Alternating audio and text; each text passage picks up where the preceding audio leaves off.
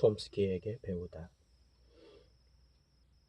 오늘날 인도는 분리주의자들의 저항운동 때문에 사분오열된 상태입니다. 인도군이 점령한 카슈미르는 완전히 난장판입니다. 펀잡을 비롯한 다른 지역에서도 살해와 구금, 인권 침해가 벌어지고 있습니다. 따라서 오늘날 제3세계 국가들을 괴롭히고 있는 온갖 문제들에도 불구하고 식민 지배자들을 비난하는 경향에 대한 선생님의 고견을 듣고 싶습니다. 제3세계 국가들은 그래, 인도에는 문제가 있어. 하지만 영국의 잘못 때문이야. 영국이 침략하기 전에 인도는 아주 행복한 땅이었다고 라고 말하니까요.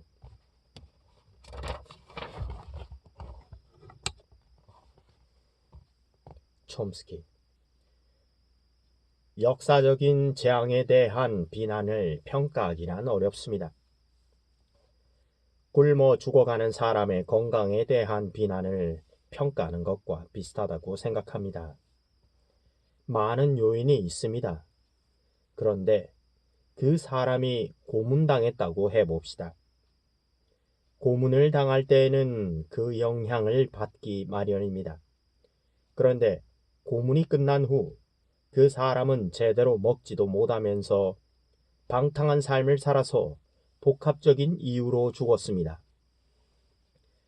우리가 말하려는 것은 결국 이 사람의 사망 원인을 따지는 것과 크게 다르지 않습니다.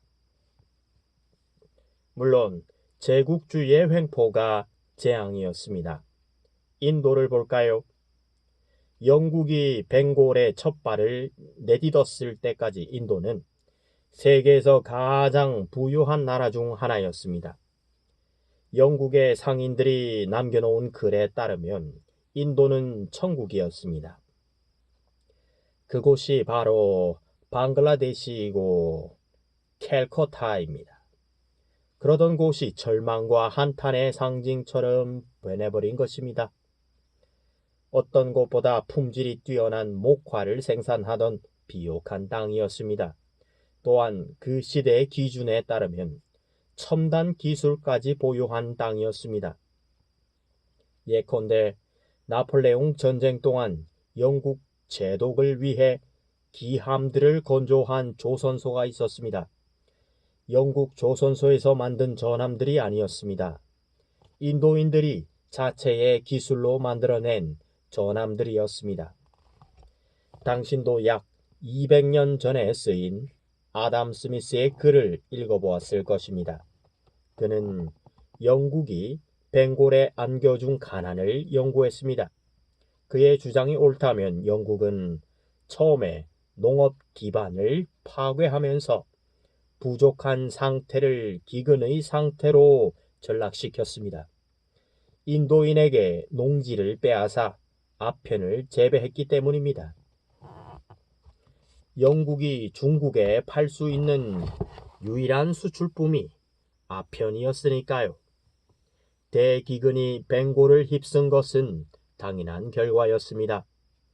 영국은 인도의 제조업까지 파괴하려고 했습니다.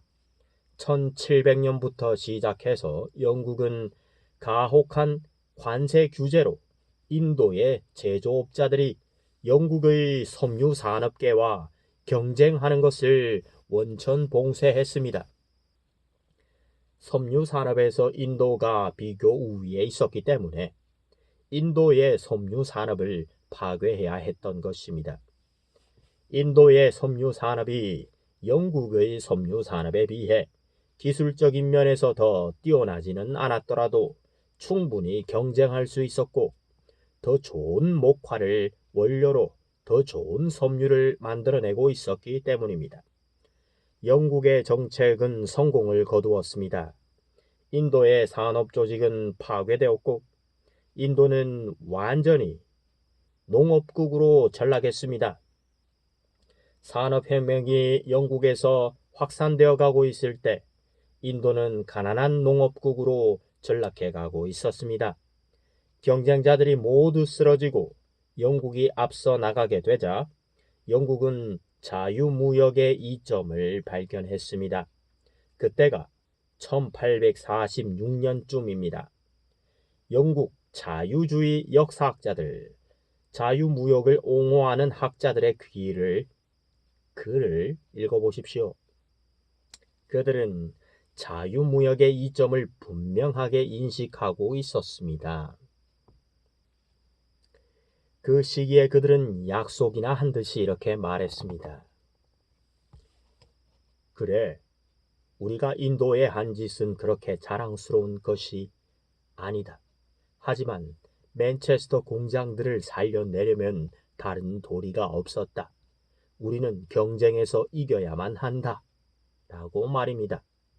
이런 파괴적 공작은 그 후로도 계속되었습니다. 인도의 곳곳에서 이런 사례는 얼마든지 찾아볼 수 있습니다. 1944년 네루는 영국 감옥에서 아주 흥미로운 책을 썼습니다. 인도의 발견, The Discovery of India. 이 책에서 네루는 인도의 각 지역에 영국이 지배하며 남긴 영향을 추적해서 그 지역의 빈곤 수준과 비교해보면 분명한 상관관계가 찾아진다고 말했습니다.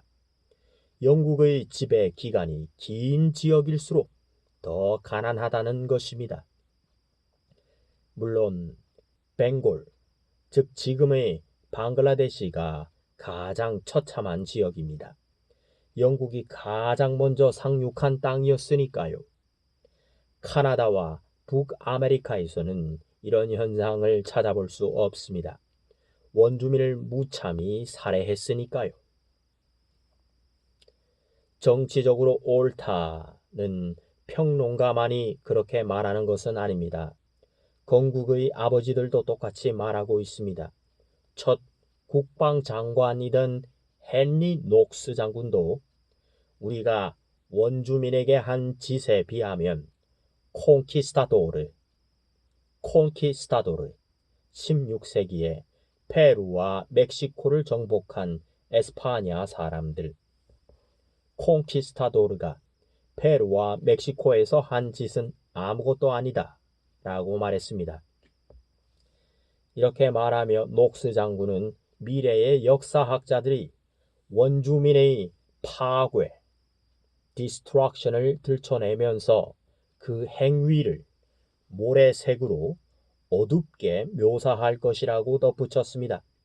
요즘 말로 한다면 제노사이드에 다를 바가 없었습니다.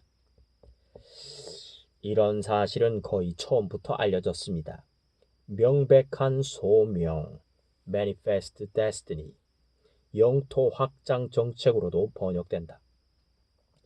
Manifest Destiny의 창안자인 존 퀸시 애덤스는 권력 투쟁에서 밀려난 후 노예 제도와 원주민 정책을 반대하는 비판자가 되었습니다. 그 자신도 그 엄청난 멸종, extermination에 개입하였다고 고백하며 그 가증스런 죄 때문에 하나님이 틀림없이 그들을 벌 주실 것이라고 말했습니다. 라틴 아메리카는 더 복잡했습니다. 하지만 150년 만에 원주민은 사실상 멸종되다시피 했습니다. 그동안 아프리카인들이 노예로 끌려왔습니다. 그 때문에 아프리카는 황폐한 땅으로 전락하고 말았습니다. 식민시대가 시작되기 전에 이미 황폐해진 땅이었습니다. 여기에 정복자들이 아프리카 땅을 직접 유린하면서 더욱 처참한 땅으로 변해갔습니다. 서방 세계는 아프리카 식민지를 철저하게 약탈한 후 물러났습니다. 서방 세계가 아프리카를 약탈했다는 것은 의심의 여지가 없습니다. 그렇게 약탈한 재화로 서방 세계가 더 발전할 수 있었다는 것도 부인할 수 없는 사실입니다. 서방 세계는 아프리카에서 물러난 후에도 신식민주의적 관계를 유지했습니다. 직접 통치하지 않으면서 지배하는 관계를 뜻합니다. 그 후 아프리카가 더 큰 재앙이 닥친 것은 누구나 알고 있는 사실입니다.